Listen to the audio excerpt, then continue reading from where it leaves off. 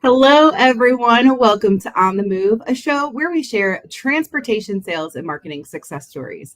I am Jennifer Carpus Romaine, Executive Director of the Transportation Marketing and Sales Association, which is a trade nonprofit educating and connecting marketing and sales professionals in transportation and logistics. And I'm really excited today to have on the show Megan Lowery, who's Director of Marketing, and Brandon Russo, who's Director of Sales at FST Logistics. And we talk so much about the importance of sales and marketing alignment. But so often, I feel like when we have those conversations, we're having it with one or the other side. Rarely do we bring both sides of the leadership together to really talk about how to engage and how to do that successfully. So I'm so excited to have you both on the show. How are you guys doing today? Good. Thank you for having us. We thank you. appreciate it. We also wanted to ask, is this your first time recording like two together also? I think so. Yes, Okay. because I've done one where people were different in different locations. So it came on, but I think that may have even been before the official pod and just when we were doing LinkedIn Lives. But yes,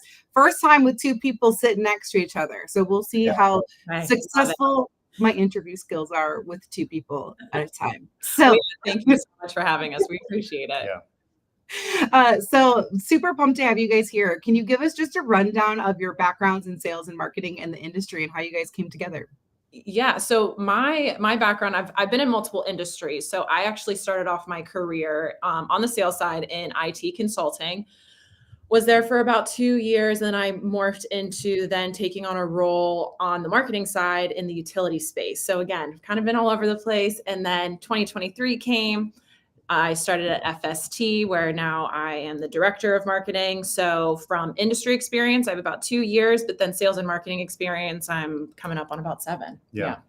And for me, I've been in the industry since 2014, believe it or not. So I started as an intern for a pretty large third-party logistics company here in Columbus, Ohio.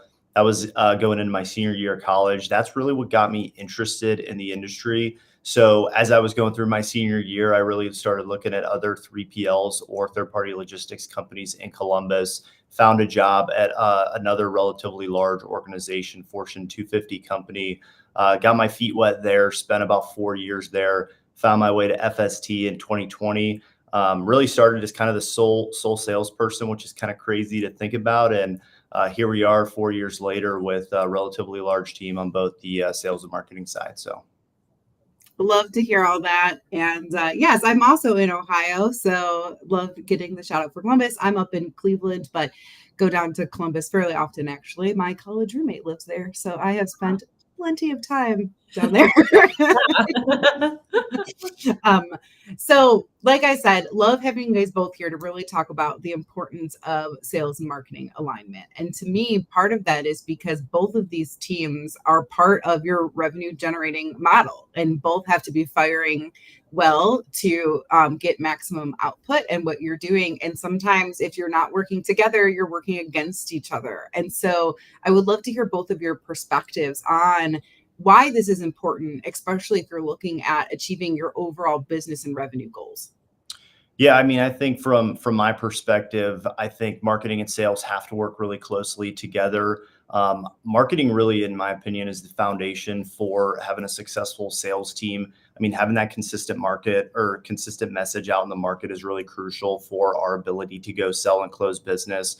Our company is very unique. We offer a lot of services in the market. You know, we do warehousing, we do transportation, we do retail fulfillment, e-commerce fulfillment. So, you know, marketing and sales working really closely to identify what those key messages are out to the market, and then having a team to consistently communicate that message out in the market gives us a really good ability to sell and close business. So the alignment is absolutely crucial.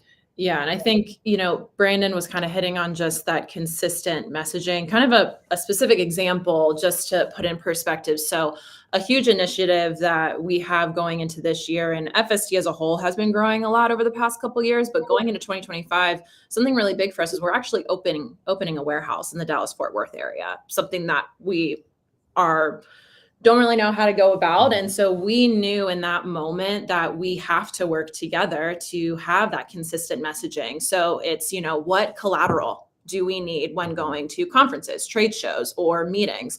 What are those specific phrases, or how do we actually sell this on prospect calls? That's something where, we know right from the beginning, we have to work together on, because to what Brandon was saying, if we don't have that consistency externally, it's going to be noticed.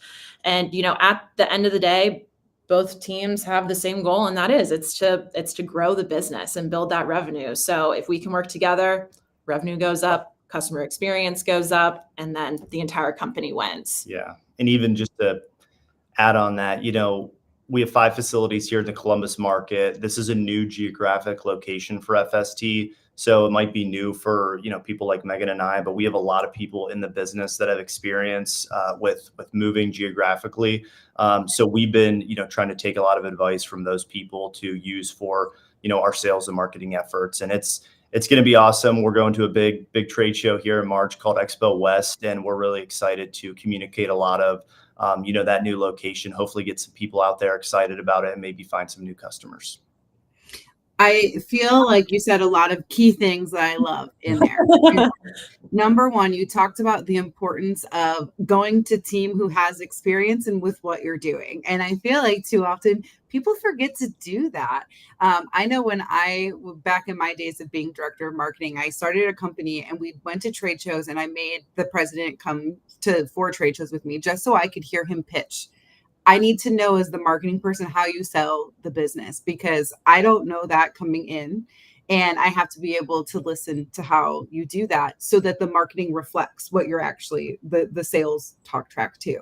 And so I like that you said that, like, let's go to our team who has experience in doing this, getting their feedback on keywords and things, and then building the marketing and the sales strategy around that, because you don't have to start from scratch. And if you don't have to, why would you? Right. But sometimes we forget to do that. It also makes those people feel more involved in the process and more engaged and excited for what's to come, because they were part of that process and they feel valued in those decision making. It's funny, just real quick to notate that we do a lot of trade shows in our business. That's a big part of our success and focus.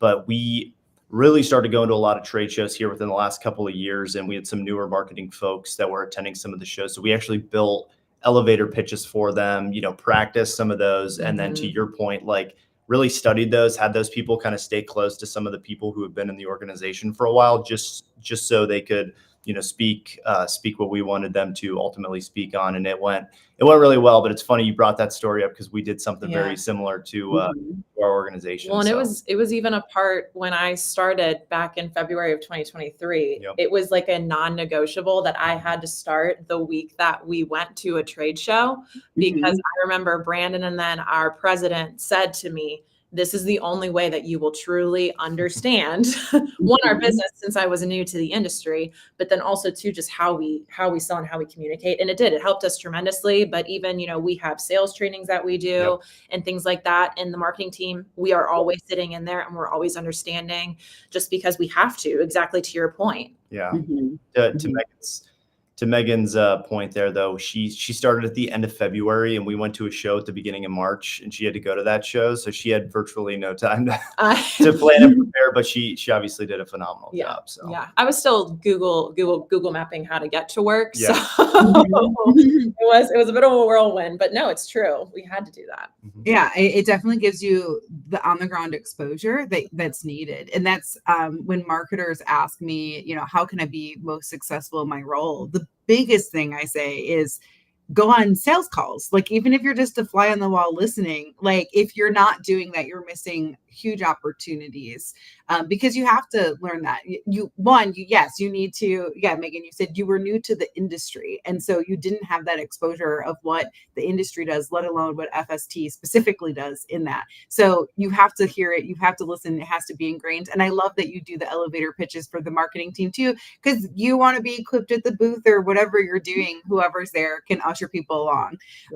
And that's really important. So I think that's a really good strategy, an example of how powerful it can be when sales and marketing are working together. Yeah, no, absolutely. And that kind of brings us to our next point, because you guys believe so strongly that these teams should be aligned. You actually had your first ever internal sales and marketing summit, and that really focused on giving your sales, marketing, and your relationship management teams the tools, insights, strategies to hit the ground running, come together for a day. Tell us about that, how it came together, how you knew who to include in that. Love to hear more about it. Yeah, our president actually attended an event towards the end of 2024. I believe it was in like the beginning of November timeframe. And he had such a good experience at this, summit, if you will. Came back, talked to Megan and I about it, said, we need to do something like this. So we all kind of sat down collectively and really started to build that summit. I think Megan and I knew we wanted to do something similar, but really this was kind of that final straw that really made us want to move forward with this event. But we really started planning and preparing. We had a couple months. We thought the event went really well. It was an all-day event. Mm-hmm. It was education. It was, review, reflection of 2024. I think, calling out and really focusing on, the successes of the team and the group were really important for 2024, but then kind of get that morale booster, you know what I mean? And really start to talk about your goals and everything that you want to accomplish for 2025. So started with the president of the company, and then we started planning from there. Yeah. And it's so hard sometimes, you get so focused on what you have to do day to day. Right. And so this is it was a really good opportunity to bring our teams together, and really focus on what we were going to accomplish for 2025. Again, this is a really big year for growth for everyone. And so that was actually something that we even discussed when we found out we were going to do the summit. We sent out a survey to our teams before.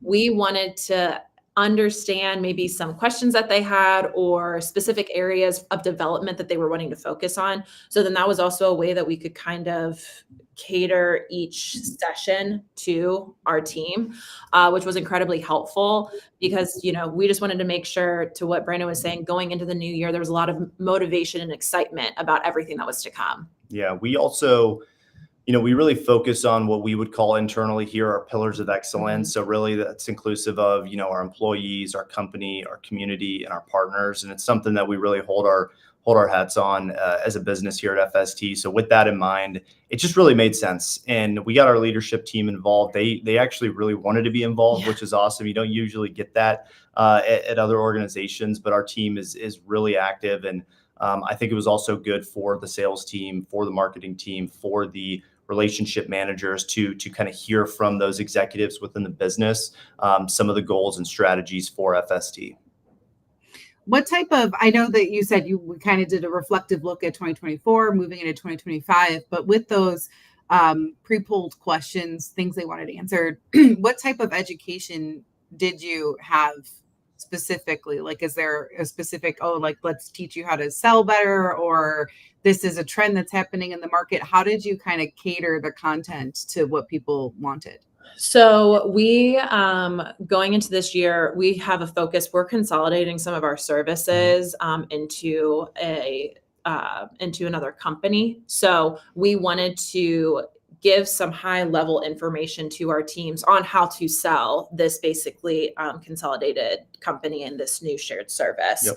So that was one aspect, just because there had been a lot of planning leading up to it. And we wanted to just kind of give our teams that information ahead of time to give themselves also the confidence and the knowing going into the new year. This was also an avenue that they could use when talking to prospects.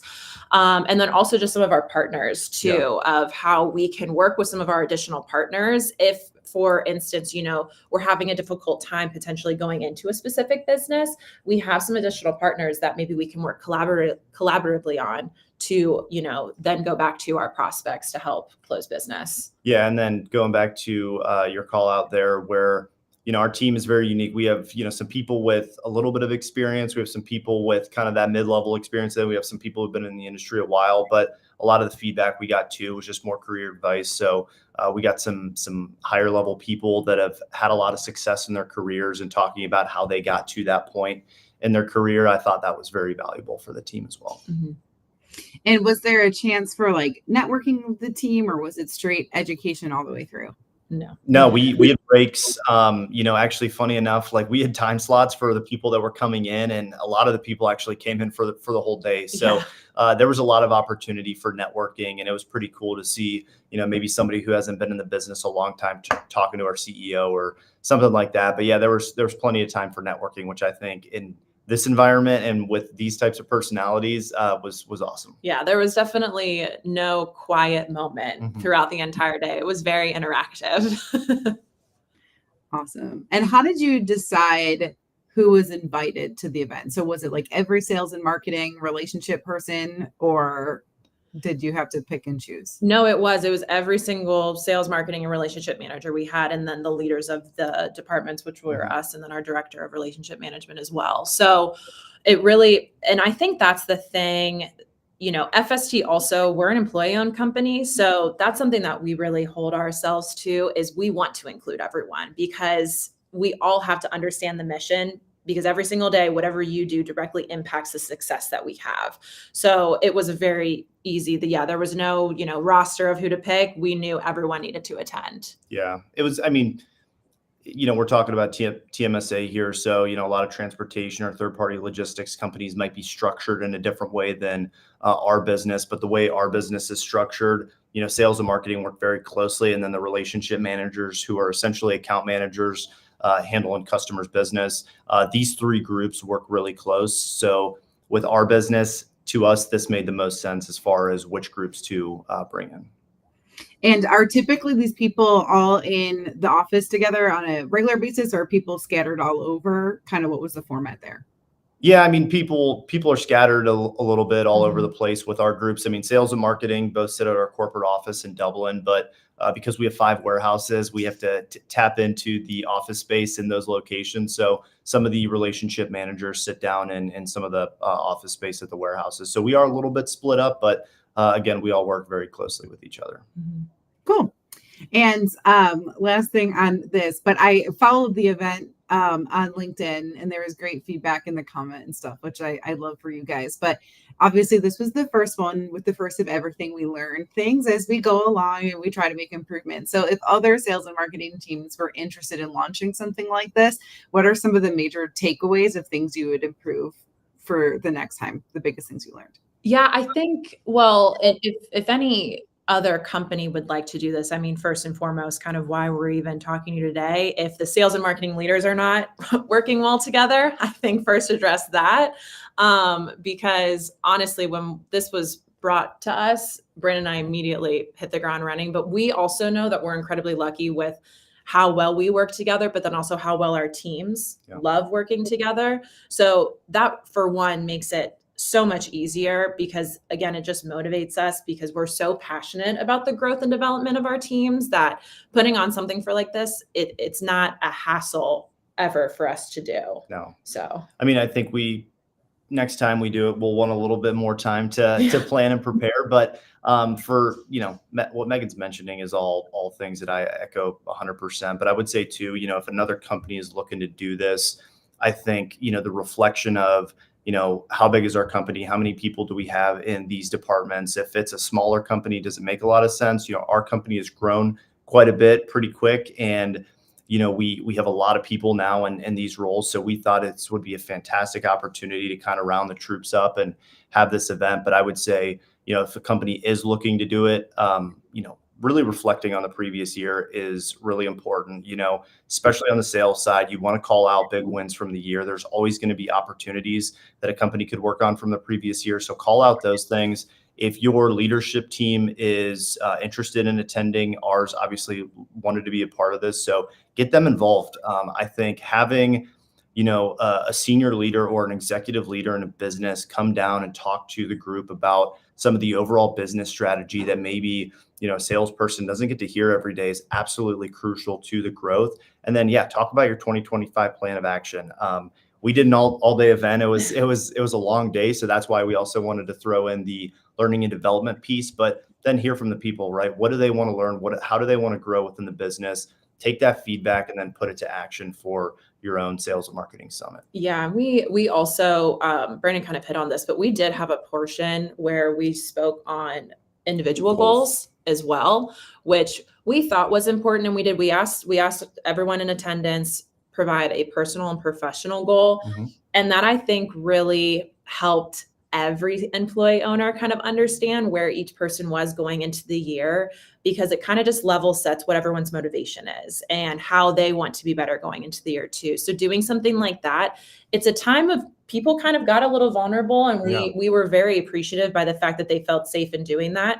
But it definitely helps, because even our executives who were in attendance, they also shared their personal and professional goals. How many times do you hear, a C-suite ever sharing some of those kinds of goals? But it really, to us, we thought that was great. And then, as we dive into the new year and figure out how to help our teams grow, it was also nice to hear those too, especially with our one-on-ones and things like that. Yeah. And I think the cool thing too, and, we're starting to set the stage too, where we're going to do something at the end of, the first 2 quarters. So we'll do one big event kind of going into each new year. That's kind of the big premier event, but then we'll also do maybe a smaller one after the second quarter. So we've already taken a lot of the feedback. We got a lot of the goals. We've taken a lot of that, and we're now going to put that into action for our second half of the year summit. So it'll be a little bit more of a modified version. It won't be probably 8 hours, but something we're excited about. And again, to Megan's point, we got good feedback, and we're excited to keep doing these things. Mm-hmm.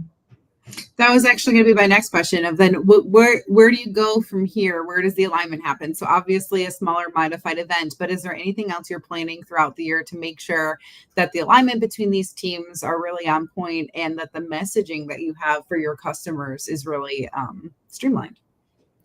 Yeah. So we, for one, again, since our departments are so close, we do meet kind of every other month as well, and just kind of have that moment of collaboration of just checking in and seeing how everyone is doing. So that's one aspect. But then to what Brandon was saying, we will do that second half of the year, check in. All right, here was everything that we went over. Yep. Here were the goals that we presented for 2025. Where are we at? How do we need to readjust?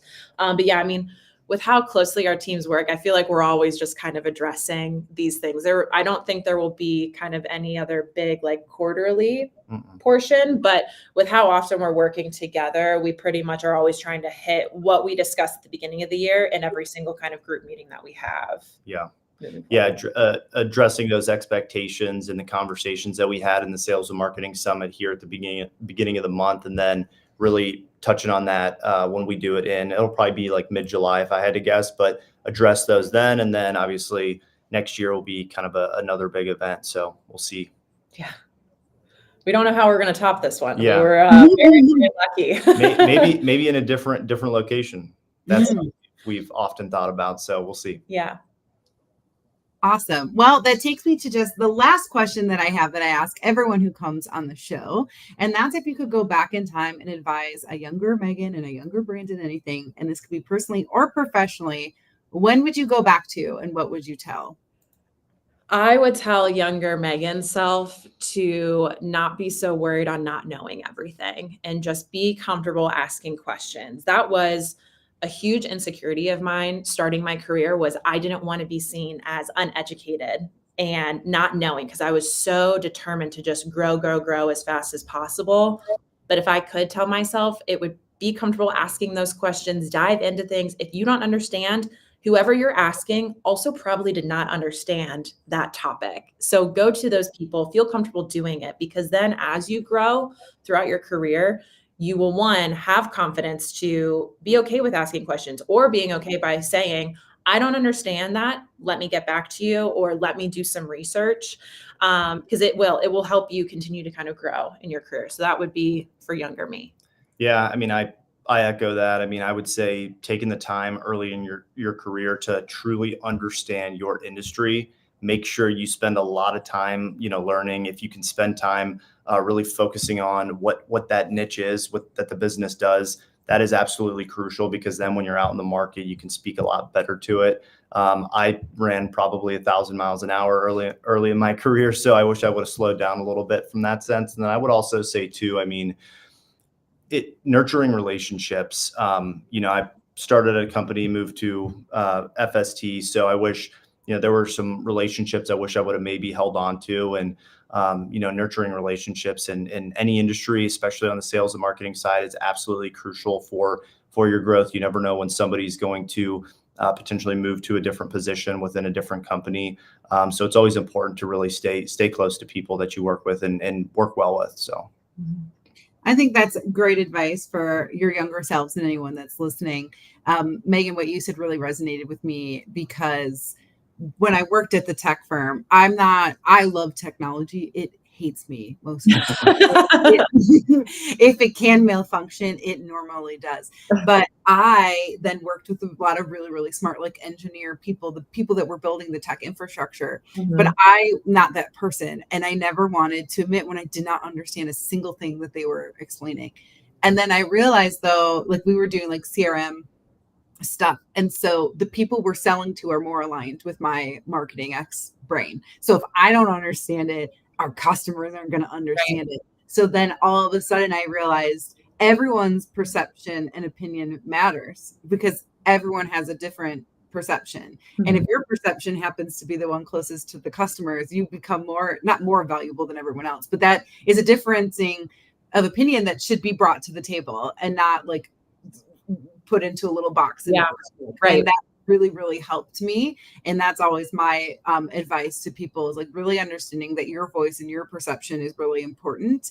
And you want people to have different thoughts, and because that's how you put the best output. I don't want people to just say yes to me all the time, because I want to be challenged so that what we're doing for our members are the best. So I liked that. And then Brandon, to your point, relationship building is so important. I think especially in our younger careers, like don't be afraid to ask for a mentorship or to keep in touch or to reach out. And that's one of the things I do love about TMSA, is just there is such a good wide range of job titles and people who've been in the industry at different points. And so you have that.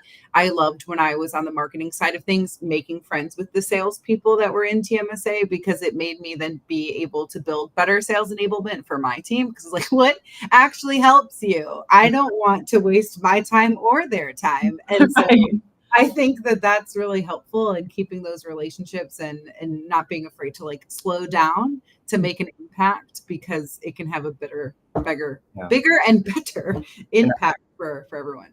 I would say too, I would hope as leaders now, we can, self-reflect on those things maybe we wish we would have done, and really try and push that down to our teams, right? I know I try and push down to my team. If you're interacting with a prospect or interacting with a customer, really focus on building that relationship. And, building that relationship with every individual is going to be different. But I think it's pretty cool that, we've seen a lot of good relationships come out of, some of the people that we've interacted with in the industry. So really exciting. Awesome. Well, then I just want to highlight on a few exciting things that we have coming up at TMSA. One of them, I think, actually kind of aligns with what we're talking about here. And that is we're actually launching a TMSA Future Forward volunteer program, where our member companies or members of Next Generation and Trucking Association can apply to actually send their junior members to the show. We will cover the registration, and they will help volunteer for us, but they get to do some work at the beginning, help us stuff the swag bags, help direct people, but they get to attend the show and get to network and get to do all of the learning and education. And so if you're interested in that, you can put this, I have it scrolling at the bottom, but it's a really unique and interesting opportunity, because we want people to be able to send some of their junior team members that might not be on that list of approved travel people. So we want to support that.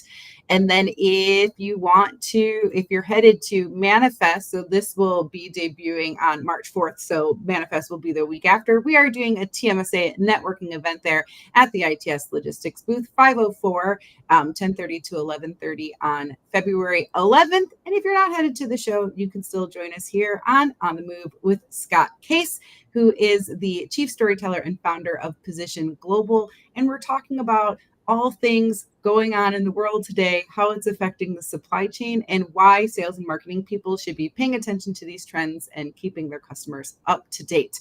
So heavy title going on next week. But Megan and Brandon, so excited that you guys came and joined me on the show and shed light into the importance of sales and marketing alignment. It is definitely a topic I'm very passionate about. So was super excited when I saw your summit and that you were excited to come here and talk about it. So thank you guys so much. Yeah, thank you so much. We really Yeah. appreciate it. Thank you. Yeah, this is great. And we'll see you guys next time. Yeah, So, yeah, thank you. Thank you again. Appreciate it.